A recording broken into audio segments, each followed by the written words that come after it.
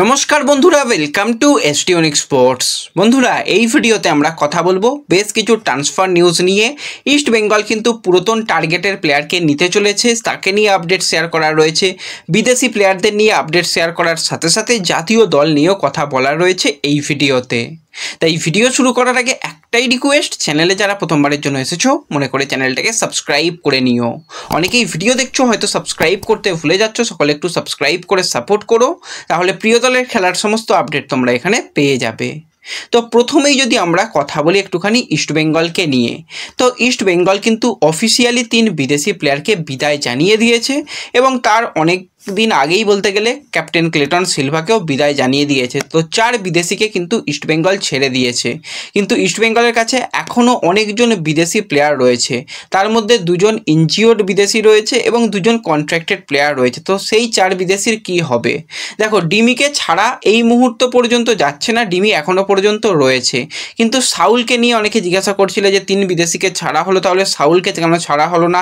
তার পজিশনের প্লেয়ারকে তো অলরেডি ইস্ট বেঙ্গল সাইন করিয়ে নিয়েছে। এবার দেখো, অবশ্যই ইস্টবেঙ্গল রাশিদকে সাইন করিয়েছে, ইস্টবেঙ্গল মিগুয়েলকে দলে নিয়েছে, কিন্তু এখনও পর্যন্ত সাউলকে ছাড়া যাচ্ছে না, কারণ সে কন্ট্রাক্টেড প্লেয়ারকে ওইভাবে ছাড়তে গেলে একটু সমস্যায় পড়তে হবে, আর্থিক সমস্যায় পড়তে হবে। তো সেক্ষেত্রে মিউচুয়ালি কন্ট্রাক্ট টার্মিনেশনেরও অপশান রয়েছে, কিন্তু সেইখান পর্যন্ত এখনও পর্যন্ত পৌঁছানো যায়নি। ক্লাব চেষ্টা করছে, অন্য কোনো ক্লাব যদি চায় তো তাদের ক্ষেত্রে দিয়ে কিছু ট্রান্সফার ফি নিয়ে নেওয়া কিংবা লোন ডিলে ছাড়া, সেই রকমই চিন্তাভাবনা চলছে। এটা সময় লাগবে, আজকে বা কালকেই হয়ে যাবে ব্যাপারটা নয়, এটা কিন্তু সময় লাগবে এবং তাকে হয়তো প্ল্যানিংয়ের মধ্যে রাখবে না, সেরকমই সিদ্ধান্ত হয়তো শেষের দিকে এসে নিতে পারে। কারণ আমরা অন্যান্য বছরেও দেখেছিলাম এমন কিছু প্লেয়ার তাদের একদম শেষ দিকে গিয়ে ছাড়া হয়েছে। তো সেইভাবেও সাউলকে একদম শেষের দিক পর্যন্ত ভাবনা চিন্তা করা হবে। ডিমি থাকছে তো জানিয়েই দিলাম। তাহলে মাধি তালাল এবং হিজাজি মাহেরের কি হবে? তারা কি থাকবে না তাদের ছেড়ে দেওয়া হবে? এবার দেখো, দুজনেরই এসিএল ইনজুরি হয়েছিল, তো সেক্ষেত্রে ওইভাবে ইনজিওর্ড প্লেয়ারদের ছেড়ে দেওয়াটা মনে হয় না সঠিক সিদ্ধান্ত হবে এবং তাদের আনরেজিস্টার হিসাবেই রাখা হওয়ার সম্ভাবনা রয়েছে। কিন্তু আজকে বাংলা একটা দৈনিক সংবাদপত্র এই সময় থেকে যেরকমটা জানানো হচ্ছে যে ক্লেটনকে ছেড়ে দেওয়া হয়েছে এবং তার সাথে সাথে হিজাজিকেও ছেড়ে দেওয়া হয়েছে। না, হিজাজিকে ছাড়া হয়নি, তার কোনো রকম অফিসিয়াল অ্যানাউন্সমেন্ট আসেনি যে হিজাজিকে ছেড়ে দেওয়া হয়েছে। তারা রীতিমতন রিহ্যাব শুরু করে দিয়েছে, তারা প্র্যাকটিস সেশন শুরু করে দিয়েছে, যত তাড়াতাড়ি সম্ভব মাঠে নামার জন্য মুখিয়ে রয়েছে, কিন্তু তাদের ছাড়া হয়নি। অনেকেই এই ব্যাপার নিয়ে হয়তো ভাবছিলে যে হিজাজিকে ছেড়ে দেওয়া হয়েছে, তাহলে কেন কোনো রকম নিউজ আসেনি? না, হিজাজিকে ছাড়া হয়েছে বলে অফিসিয়ালি সেরকম কোনো নিউজ নেই। তারা তাদের মতন হয়তো কিছু তাদের কাছে আপডেট থাকলে জানাতে পারে, কিন্তু আমাদের কাছে বা কারোর কাছেই সেরকম কোনো আপডেট নেই যে হিজাজিকে ছেড়ে দেওয়া হয়েছে। যদি ভবিষ্যতে ছাড়া হয় সেরকম কোনো আপডেট থাকে সেটা জানাবো, কিন্তু আজকের দিনে এই মুহূর্ত পর্যন্ত কিন্তু হিজাজিকে ছাড়া হয়নি বলেই খবরাখবর রয়েছে। তো এর সাথে সাথে যদি আমরা ইস্টবেঙ্গলের খেলে যাওয়া বিদেশি প্লেয়ার ক্লেটন সিলভাকে নিয়ে কথা বলি, বর্তমানে কিন্তু তার 38 বছর বয়স হয়ে গেছে। তো এই ব্রাজিলিয়ান ফরওয়ার্ডের ইনস্টাগ্রামে গেলে তোমরা দেখতে পাবে সে কিন্তু একটা ক্লাবের জার্সি গায়ে ফটো সেশন করতে দেখা যাচ্ছে। তাহলে কি সে নতুন আবার কোনো ক্লাবের জার্সি গায়ে খেলবে? না, যতটুকু আমি জানতে পারলাম সে কিন্তু কোনো ক্লাবের জার্সি গায়ে খেলবে সেরকমটা নয়।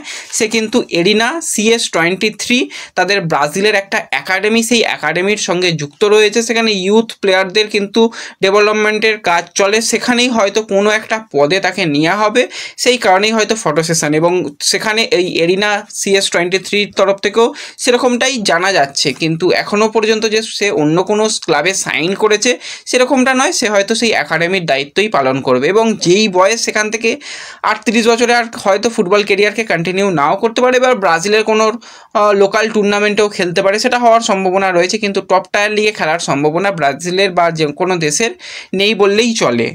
তো এর সাথে সাথে আমরা যদি কথা বলি ইস্টবেঙ্গলের একজন টার্গেটেড প্লেয়ারকে নিয়ে, কারণ East Bengal right wing, right midfield এবং রাইট ব্যাক পজিশানে কিন্তু প্লেয়ারের সন্ধানে রয়েছে। বেশ কিছু প্লেয়ারের সঙ্গে কথাবার্তা বললেও এখনও পর্যন্ত কোনো ডিল ডান করতে পারিনি, কিন্তু একজন রাইট উইঙ্গার বা রাইট মিডফিল্ডারের দিকে ইস্টবেঙ্গল কিন্তু এবার খুব ভালোভাবে ঝুঁকেছে এবং তাকে নেওয়ার সর্বোচ্চ চেষ্টা চালানো হচ্ছে। সেই প্লেয়ার আর অন্য কেউ নয়, 24 বছর বয়সী রাইট মিডফিল্ডার, রাইট উইঙ্গার বা রাইট ব্যাকের প্লেয়ার আব্দুল রাফি, যে হায়দ্রাবাদের সঙ্গে 2026 সাল পর্যন্ত কন্ট্রাক্টেড রয়েছে। নিতে গেলে অবশ্যই ট্রান্সফার ফি দিতে হবে, সেটাও ইস্টবেঙ্গল ম্যানেজমেন্ট দেওয়ার জন্য কিন্তু প্রস্তুত রয়েছে।